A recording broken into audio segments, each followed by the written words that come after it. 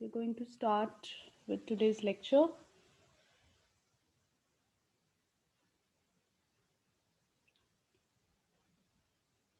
Okay, the topic which we are going to take up today is actually not from the chapter Laplace transform.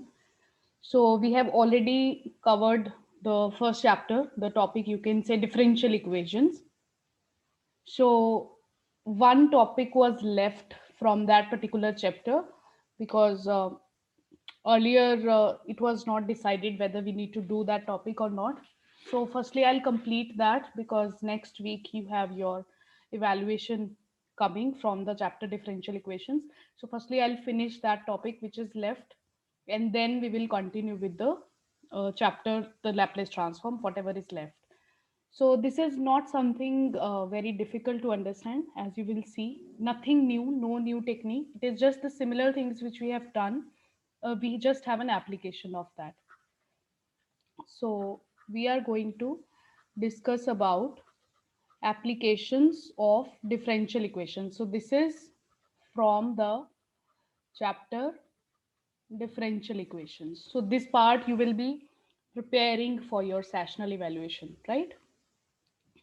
Okay, so as such, there are many applications, and moreover, in the very first lecture, in the introductory lecture, I gave you many applications that in real world many processes are there which are dynamic in nature. So things are changing with respect to time, with respect to space.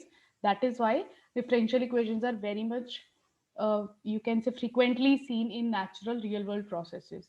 So what here we are going to talk about one of the application, which is application of differential equations to electrical circuits, because these are very frequent and in context of engineering applications. So let's see what we are going to do this with this. Okay, so you have a circuit. We already have done a little bit exercise on this in the first lecture, but let's just look at that again. So in your circuit you have an external voltage supply, a resistor, a capacitor, inductance. So this is your RLC circuit with an external voltage supply, right? So what is Kirchhoff's voltage law? So the statement is the sum of voltage drop across inductor, resistor and capacitor is equal to the total EMF. So EMF is your electromotive force. So that is coming from the external voltage supply in a closed circuit.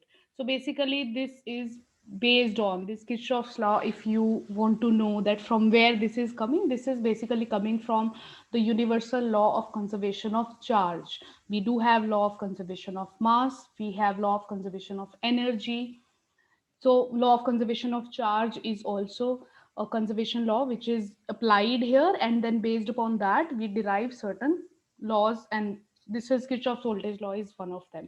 Because in the very first lecture I told you that whenever for any real system you want to write a mathematical expression which we call mathematical model representing the dynamics of that system, so the most convenient way is you think of applying some conservation law, because most of the systems are following conservation laws. They are universal laws. So this one, because it's a closed circuit, so the charge, the voltage is not going to go anywhere, it's going to remain inside the closed circuit, so it's going to be conserved. In other words, we say the voltage drop is going to be conserved, or the total charge is going to be conserved. So now if you want to write the same thing mathematically in the form of differential equation, so you just transform these words into their equivalent formulas. So the voltage drop across inductor. What is the expression for that? What is voltage drop across an inductor? So inductor is with inductance L, capital L. These are the standard conventional notations. So we are using the same, into di by dt, plus voltage drop across resistor. So we know Ohm's law, V is equal to I into R. So this R into I, or you can write I into R. So this is the voltage drop across resistor, and the voltage drop across capacitor is Q by C. So according to this voltage law, the conservation law, you have this equal to total external voltage supply. So that is your EMF. So this is equation number 1. So kind of we have just directly written it. So you will see in the questions you can directly use these equations. L di by dt plus Ri plus Q by C is equal to E. Now if you now start looking at this equation from the perspective of differential equation, right? So your I is the dependent variable in this equation. As you can see, I means I stands for current, right?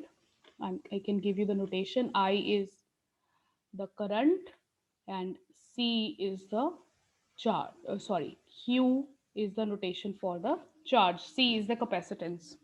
I is dependent variable and T is independent variable.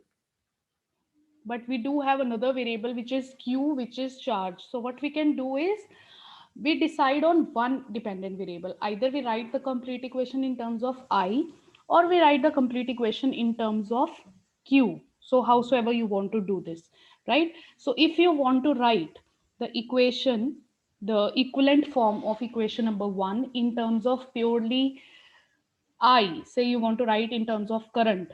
For example, the question statements, we'll look at various questions. A particular question is like it is asking you to compute current. So that means it will be better if you have current as your overall dependent variable. So for that, what I'm going to do is if you differentiate equation 1 with respect to t, what you will get?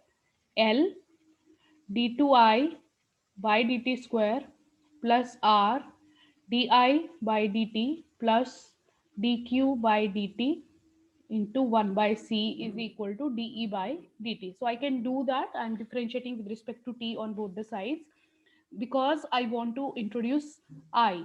So the only problem was with this term where we have Q present. So if I'll have the term dQ by dt, so I know that is the relationship between current and the charge, because that's how current is defined in physics when you first time study how the current is defined. So it is the rate of change of charge per unit time, how it is varying at a particular place in a particular circuit. So this is the connection. So that is why I introduced dq by dt. And now you can write L d2I by dt square R di by dt plus I by C, because now dq by dt I can write equals to I is equal to dE by dt. So this is, let's call this equation number 2. So this is clearly equation, differential equation, second order differential equation. Which type it is? Yes. Is it linear or non-linear?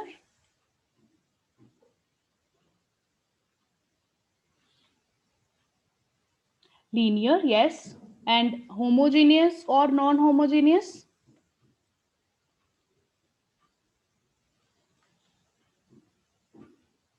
Non-homogeneous, right? Because we do have something on the right hand side.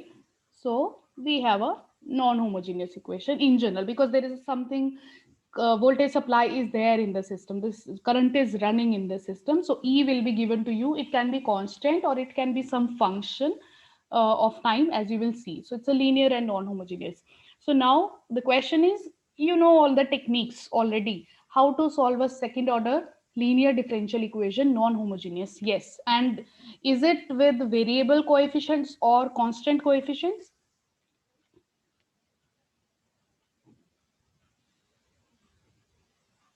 Yeah, constant coefficient. So that means you just characterize that this is how, this is very important to recognize it this way, because you have started from the formulation of the equation yourself, and now we'll talk about mathematics means the techniques which you have already learned.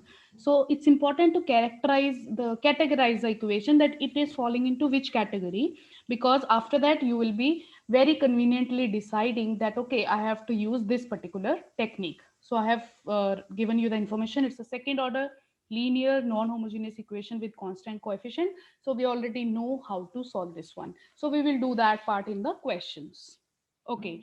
And now I gave you two options here, that if you want to express, yeah, so this is with constant coefficient with I means current as your dependent variable. Now I want another equation which is in which the dependent variable is charge, which is Q. So what can be done for that? So in that case, equation number one can be modified by reusing this formula, that wherever we have I will be replacing it with dq by dt, right? So if I want to derive equation for charge, so you replace I by dq by dt in equation number one.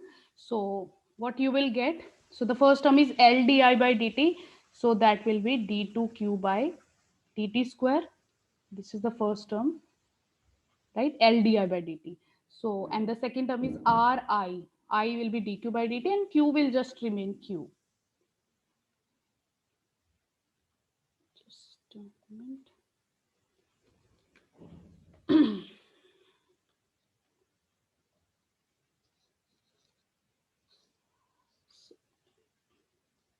Yes. L dq by dt2 plus R dq by dt plus q by c is equal to E. So let me call this equation number 3. So this is a second order linear constant coefficient non-homogeneous differential equation with q as dependent variable. So category is same but the equation is different, but both are equivalent, right? So it just depends upon what you need to find. So this is, now we have derived these three equations, 1, 2 and 3. So kind of you need to remember them. The first equation was there, which was a mixed in terms of I and Q, but the second and third are purely in terms of one dependent variable. So let's look at what kind of questions you will be getting and how you are going to decide when to use which equation. So you can directly start from the equation in your question. Okay, so obviously these are constant coefficients because L, R, C, resistance, capacitance, and the inductance will have some numerical values. They will be given to you in the questions. You can substitute for that, and right hand side will also be given to you. So let me write down the example.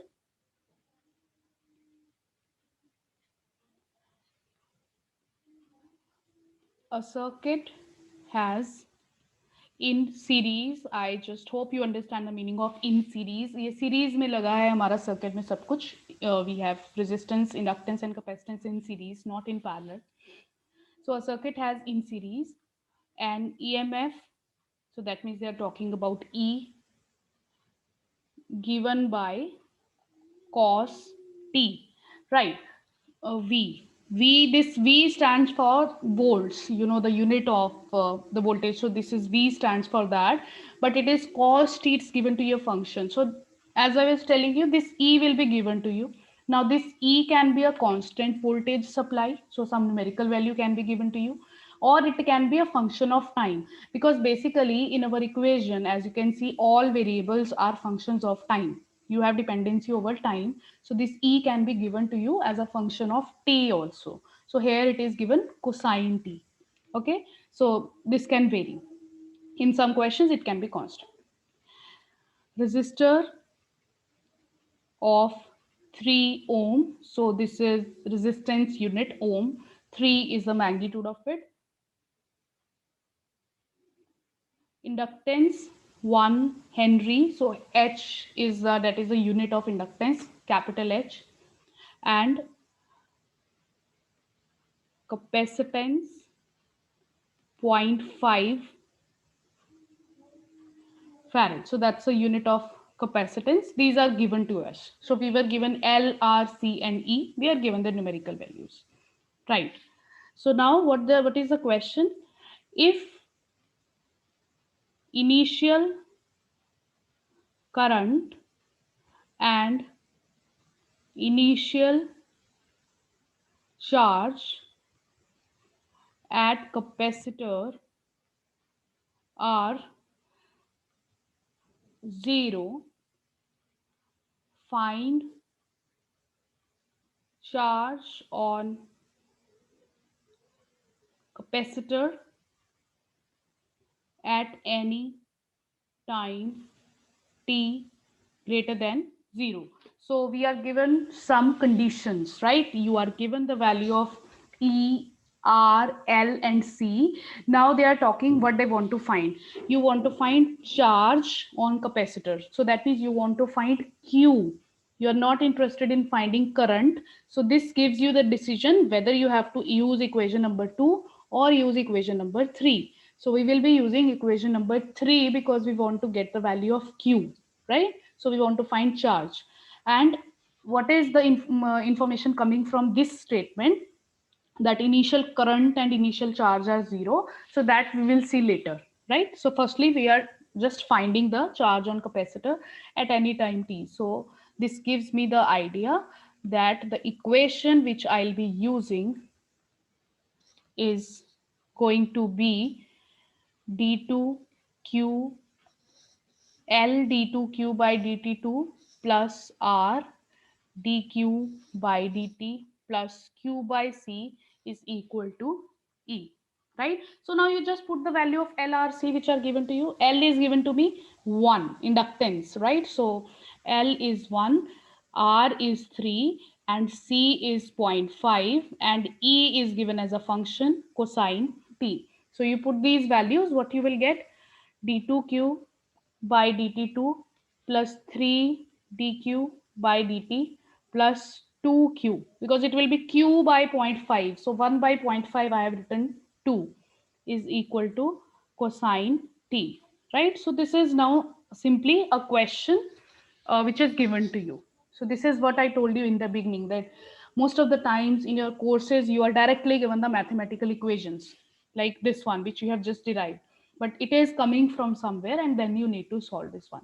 So after this, you know already know the technique how we are going to solve this one. So very quickly, because this is a non-homogeneous equation, so we know the process. Firstly, we will be solving its homogeneous part. So the homogeneous part, for that I need to write auxiliary equation. So auxiliary equation will be m square plus 3m plus 2 is equal to 0. So the roots are -1, -2.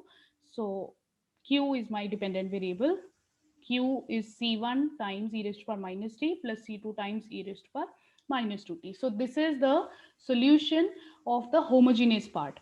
So for non-homogeneous part, now you have to decide whether you want to use uh, method of undetermined coefficients or you want to use the variation of parameters, right? So when we are going to use method of undetermined coefficients, it depends upon the type of the right hand side function. So can we use method of undetermined coefficients here?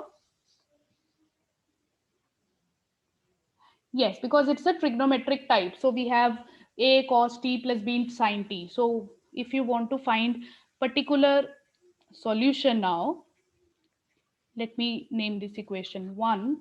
So particular solution of 1. So according to method of undetermined coefficients, I will assume this to be, so we can denote it by QP. You can denote it by capital Q, whatsoever is the notation. So assume that is of the type A cos t plus B sine t. And because whether we need to multiply with the t or not, so how we decide that? You just look at this cos t is not appearing here in the homogeneous solution anywhere directly. So it's simply this. You don't need to multiply with t or something like that. So what is qp dash? Minus a sine t plus b cos t, and what is qp double dash minus a cos t minus, sorry, b sin t. Right, so done. So once you have this evaluated, so you just put their values in the equation you will be getting. So I'm just quickly writing what you will be getting. So a plus 3b times, you can verify the calculations yourself, not very difficult. B minus 3a sin t is cos t on combining the coefficients. So you will get a plus 3b is 1 and b minus 3a is 0. So on solving these, I will be getting a is 1 by 10 and b is 3 by 10. So my general solution of the non-homogeneous equation q is going to be the homogeneous solution, yeah, plus the particular integral which we have just evaluated. So 1 by 10 cos t plus 3 by 10 sin t. Right. So that is an answer. That is the general solution. Now you go back to the statement. What was mentioned in the statement? I told you that there is some information which we'll be using later. So what was that information? That if initial charge and initial current are zero. So what do you mean by initial? So that means those conditions which are given to you are initial conditions, means at the time t is equal to 0. Mathematically they are expressed like as you have seen in the questions, that y at 0 is this, y dash at 0 is this. So at 0 is actually referring to the initial point. So the initial charge is 0. So mathematically it will be written like q at time 0. Initial means time is equal to 0.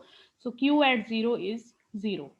And the other condition which is given to me is initial current is 0. So now I will not be introducing new variable for current, but I know current and charge are related. So this is q dash. Current is dq by dt. So this is q dash at 0 is 0. So this is of the same form as we usually get in the questions, that these are the initial conditions. So you can now relate, okay, they physically means these things. So it's easy now. You got the solution. Say let's this be star. So you put these two initial conditions in star and that will give you the value of arbitrary constants C1 and C2, right? So let me just write that. Should I write the directly value? It will be easy. Okay, let me quickly do that. So when you will be using this condition q0 is equal to 0, it will give you 0 is equal to c1 plus c2 plus 1 by 10. So c1 plus c2 is minus 1 by 10 and q dash 0 is 0 will give you c1 plus 2 c2 is minus 3 by 10. So these two again equations you need to solve and you will get the value of C1 is 1 by 10 and C2 is minus 1 by 5. Yes, Tanmay, to answer your question, is it given somewhere that Q0 is 0? It's not given, but it was mentioned in the wordings, in the question statement, that if the initial charge is 0, so initial charge means Q at the time t is equal to 0 is 0, right? So initial word means at the time t is equal to 0, so that means t की value 0 है और उसकी value कितनी है current की, so that is 0. Yes, for using this condition q dash 0 is equal to 0, first you need to find q dash, obviously, and then only you will be applying that condition. So that's easy. You can differentiate star with respect to t. So that will give you q dash t is equal to minus c1 e raised to power minus t minus 2 c2 e raised to power minus 2t minus 1 by 10 sin t plus 3 by 10 cos t. So after this you will be putting t is equal to 0 and you will get this equation. So on solving these you will get the value of c1 and c2. So done. Finally you just substitute the c1 c2 in your star, you will get your answer, right? So had we not given any information about the initial conditions. So you will just stop your answer at star, that general solution, as a function of t.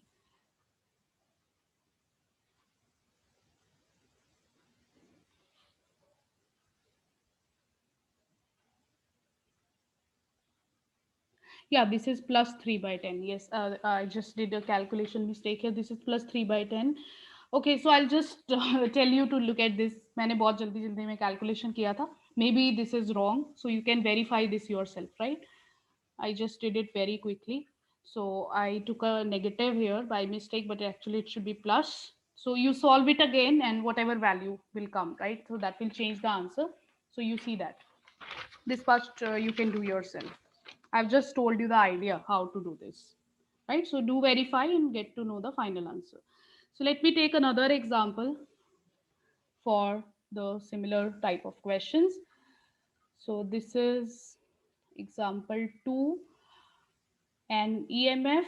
Now this time it is given to be this function 200 times e raised to power minus 5t is applied to a series circuit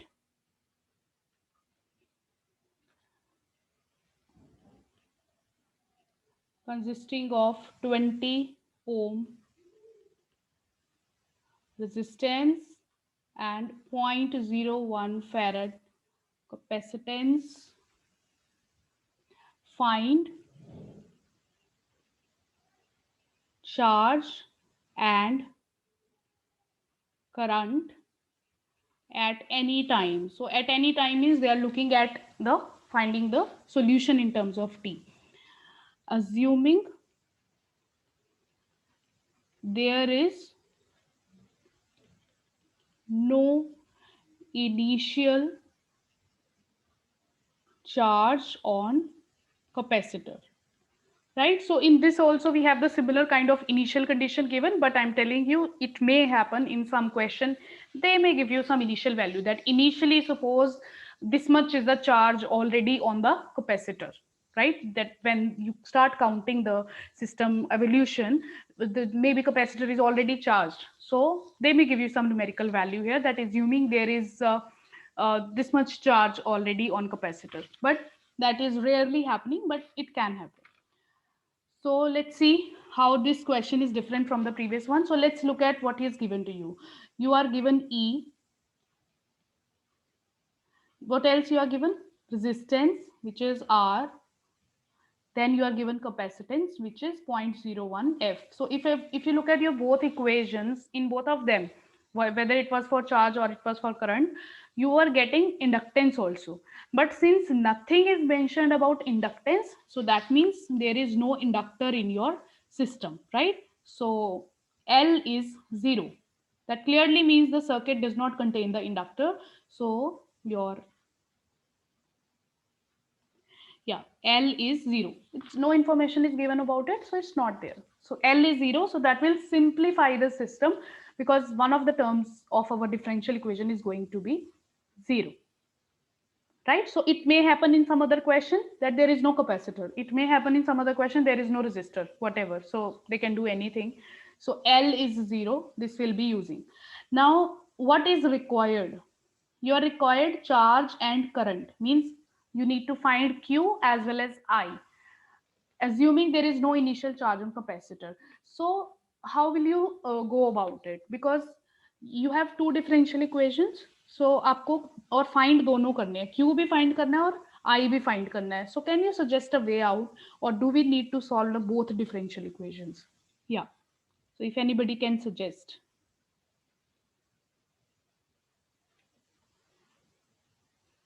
Yeah, because the for one of the equations say, so I my idea is, you suppose this question would have been only find current, then definitely we will be using equation number 2, which is of purely current, right? But this question is about finding charge and current, so the better way is that first we solve for charge, we find Q, and then we will be doing dq by dt, that will be I. So you don't need to solve both the equations, you solve just one of them. So the idea is which one to solve. If you solve the current equation, So from there you can get the value of charge by integrating, because if you have I, you want to find Q, so you know the relation is I is equal to dq by dt. So from I, if you want to find Q, you need to integrate. So better is first you find Q and then you differentiate and then you will be finding I, right? Okay, yes, Uday, you have a doubt? Yes ma'am. Ma'am पर अगर Q की कोई value आ गई, constant आ गई ma'am, फिर differentiate करके तो आई zero आ जाएगा मैम, तो फिर ऐसे तो नहीं हो पाएगा। हाँ नहीं, बट वो नहीं आएगी ना, क्योंकि वैल्यू कांस्टेंट नहीं आएगी, because you look at your answers, you look at your the given question, the differential equation, its solution is not coming out to be constant. Ma'am तो मतलब ये टेक्निक फिर जर्नल तो नहीं Steady लगा state लगा नहीं पाएंगे नहीं, ना वैसे। हाँ नहीं, कांस्टेंट करंट का कांस्टेंट चार्ज कब आएगा? कांस्टेंट चार्ज का मतलब है कि सिस्टम स्टेडी स्टेट में पहुंच गया है, उसकी फर्दर वेरिएशन हो ही नहीं रही है। D Q by D T zero है तो D T Q by D T भी जीरो है, तो करंट जीरो है। करंट कब फ्लो करता है इलेक्ट्रिकल सर्किट में? when there is some, you know, something is happening in the system, there should be voltage difference between the positive and the negative end, only then the electrons are moving and only then current is flowing. So if charge is constant, so dq by dt is zero, means current will not flow in the system physically.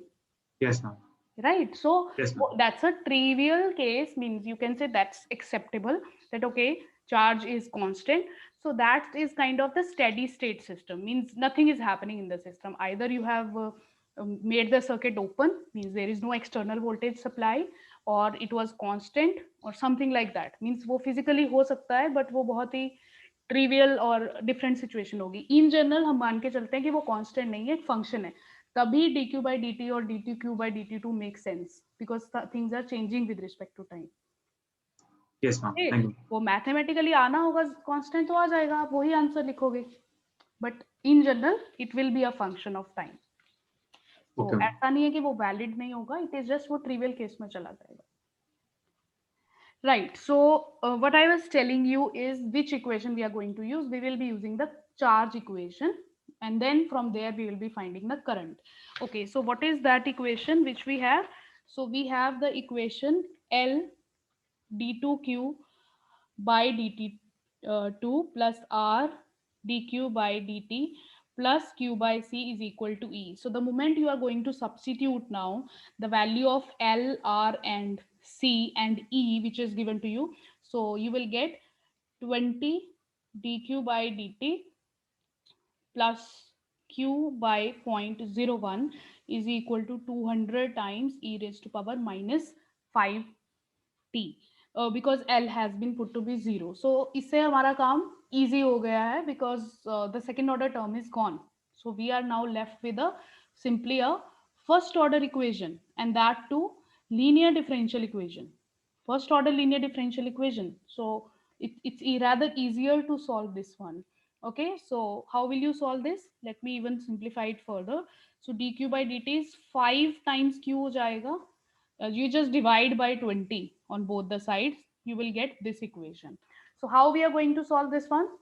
First order linear differential equation, there's a standard technique, easier one. We find the integrating factor. It's in the Leibniz form, you remember, dy by dx plus p of x into y is equal to q of x. So how we used to solve this one? Integrating factor was e raised to power integral px dx. So if you compare it with this, you will find the integrating factor is e raised to power integral 5 dt. So it is e raised to power 5t. And the solution, we know the general solution is q into integrating factor is integral of right hand side into integrating factor dt. So this 10 dt, so this is 10t plus c. So q into e raised to power 5t. So q, which we were looking for, the charge, so it is 10t e raised to power minus 5t plus c e raised to power minus 5t. So this is what our general solution about charge is. But we need to find the value of arbitrary constant, so we will look at the statement again, whether we are given some condition for it or not. Yes, are we given some condition to find the value of arbitrary constant? Yes, if you read the statement, so the statement told you assume that there is no initial charge. So if you look at the statement carefully, only one condition is given to you, right? Because we don't need two conditions. In the previous question, the statement was assume that there is no initial current and no initial charge. So there were two conditions because the equation was second order. Here, because the L term is going, L is 0, we have a first order system. So we just need actually only one initial condition, right? So using that initial condition, that no initial charge, so no initial charge means q at 0 is 0. So when you use this condition, 0 is equal to 0 plus c, because t is 0, right? So this gives me c is 0. So I'll get my final answer, q is equal to 10 times t. Yeah, this is the charge. And what you also need to find current. So current will be found from here. Current is I, which is dq by dt. So you can just differentiate this one and you will be getting 10 e raised to power minus 5t, 1 minus 5t. So two things are asked and we found two different things. So there was no need of solving two differential equations. So you remember it this way. If in any question you need to find both the things, current and charge. So first you just find charge and then you can always find current from there. Right, so these are the two questions which we have discussed, and now there can be many questions like this. So it's just you will be given variations. In some they will be just asking you to find current. In some equations the capacitance can be 0, in some equations the resistance can be something, and in some you have the constant electromotive force, E can be constant. In both the questions here we assumed E was a function of time, but things will be easy if E just happens to be a constant, right? Because here we did not need to use any method of undetermined coefficient of variation of parameters, because it was already coming as a first order differential equation and that was easier for us to handle, right? So anybody has any doubts in this? So that's all about this chapter, means that's all about this particular topic which I wanted to introduce from the chapter of differential equations. तो ये इतना ही है, अब इसमें questions बहुत हैं, variations हैं, so you will find these in the exercises of the book Siemens to try more questions on this. These kind of questions are not given in the tutorial sheet, but you can practice these questions from the book. And I think there's information about this on the website also, which questions you need to practice. I'll share the link with you where exactly you will find that information. Is that fine?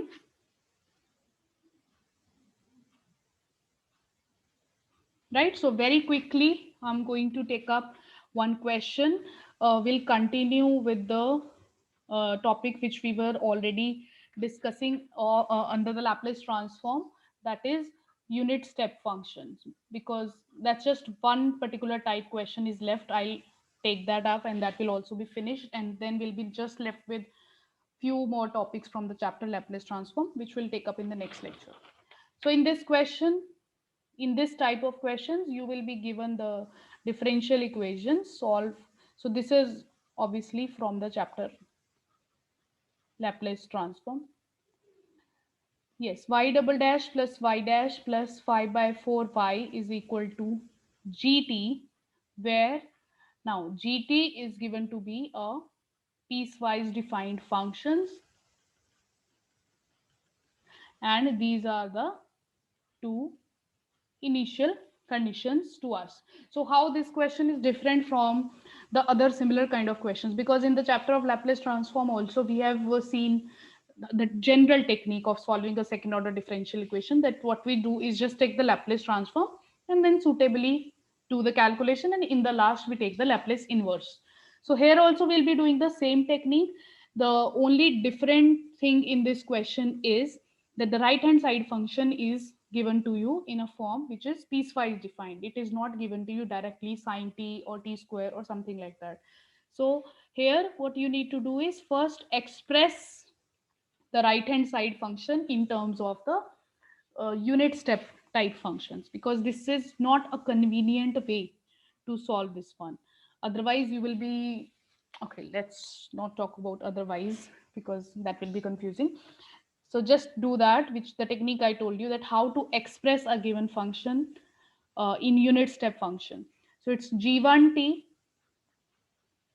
plus g2t minus g1t, which is 0, minus sine t, into unit step function of t minus a. A is the point of discontinuity. So this is pi. As you can see the definition of gt, pi is the point of discontinuity. So this is my function, sine t minus sine t into ut minus pi. Remember, this ut minus pi is just multiplied with the second term, not with the first term. So you use this form of gt and put in the given equation. I'll be getting y double dash plus y dash plus 5 by 4 pi is equal to sine t minus sine t ut minus pi. Now you do your process. You take the Laplace transform on both sides. So when you do that, so on left hand side I will be getting p square ly minus p y0. Y0 is given to me in the question 0, and y dash 0 is also given to me 0. And for the y dash it will be ply again minus y0, that is given to me 0. I'm directly using the values, plus 5 by 4 times Laplace of y on right hand side. So it's Laplace of sine t. So firstly for Laplace of sine t, we know that is 1 by p square plus 1 minus Laplace transform of sine t u t minus pi. So on left hand side I have p square plus p plus 5 by 4 into ly. On right hand side the first term is okay, but for the second term, now this is the same thing which we learned in the yesterday's lecture, that how to find Laplace transform of this kind of functions. So you remember the property there, f of x ux minus a. If your function was in this form, then this was e raised to power minus ap into Laplace transform of f of x plus a. If it is x, right? This was we discussed yesterday, one of the forms of second shifting property. So because our function is in this form, the only difference is here the variable is t, so it doesn't matter. So it will be e raised to power minus ap. A is the point of discontinuity which you see from here, t minus pi. So it's e raised to power minus pi p into Laplace transform of, yes, f function is sine function, but that has to be replaced with x plus a, means t will be replaced with t plus pi. So sine of t plus pi or pi plus t is going to be minus cos t, right? Yes, sine of pi plus t. We know sine pi plus theta is, sorry, minus sine theta, sorry, not cos theta, minus sine theta. So that minus will come outside, so it will be plus, और जो sin t बचेगा उसका फिर से आपको Laplace transform लेना है, so that is p square plus 1 again. So I have used here L of sine t plus pi is L of minus sine t, which is minus L of sine t, and one minus was already there, so this is plus. So I got even the right hand side evaluated.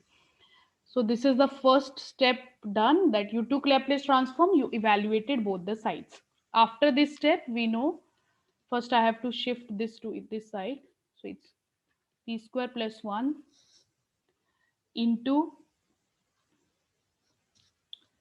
yeah, okay, what I can do is write it like this, p square plus p plus 5 by 4. So y is going to be Laplace inverse of 1 plus e raised to power minus pi p square plus 1 p square plus p plus 5 by 4. Now this you can split up again, 1 over p square plus 1 into p square plus p plus 5 by 4 plus Laplace inverse of e raised to power minus p, the same two factors, p square plus 1 p square plus p plus 5 by 4. So eventually what is required is Laplace inverse of 1 over p square plus 1 into p square plus p plus 5 by 4. Because if you are able to evaluate this, then it will be used in both the expressions. Because in the first expression, it will be directly substituted, whatever is value will be coming. And for the second, how it will be used, you remember yesterday I told you that inverse Laplace transform is also computed sometimes using second shifting property, and the identification was that whenever your function is of the type e raised to power minus ap is there.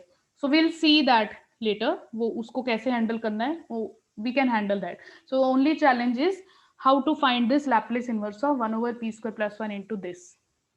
Yes, so tell me the answer, how we are going to find this inverse. I don't want to use method of partial fractions, so convolution theorem is the answer. So you see in a single question, so many properties are going to be used. All what you just need to know is your tools ready with you. Okay, if this is the way I can find Laplace inverse. So using convolution theorem, we will be writing this as L inverse of Fp into Gp. Now, if we know that is F star G, so I have to very cleverly identify Fp and Gp. Yes, so one Fp I am taking 1 over p square plus 1, and Gp I am taking 1 over p square plus p plus 5 by 4, because मुझे ऐसे combination लेना है so that the standard f and g are known to me. So fx, sorry, this time our variable is t. Ft is going to be Laplace inverse of fp. So this is sine t. All of you can see 1 over p square plus 1. And g of t is L inverse of gp. So this is, yeah, how you're going to find its Laplace inverse, 1 over p square plus p plus 5 by 4. This I can write 1 over p square plus p plus 1 by 4 plus 1, right? So 5 by 4 I have split it up as 1 by 4 plus 1, so that it becomes 1 over p plus half whole square plus 1, right? So which is similar to 1 over p square plus 1. Only thing is p is being shifted with p plus half. So it is no doubt sine t, but has to be multiplied with e raised to power minus half t, because the first shifting theorem, when p is replaced with p minus a, so उसको ignore करके आप उसका Laplace transform लिख लो, और बाद में जो भी p की shifting हुई है relevantly आपको multiply करना है e raised to power minus. So f and g are known to you now, so you can find the convolution of f star g. So I'll stop here. We'll continue this question in the next lecture, right? Right, so that's all for today. You try this question yourself, and I will also do this. We'll complete this next time.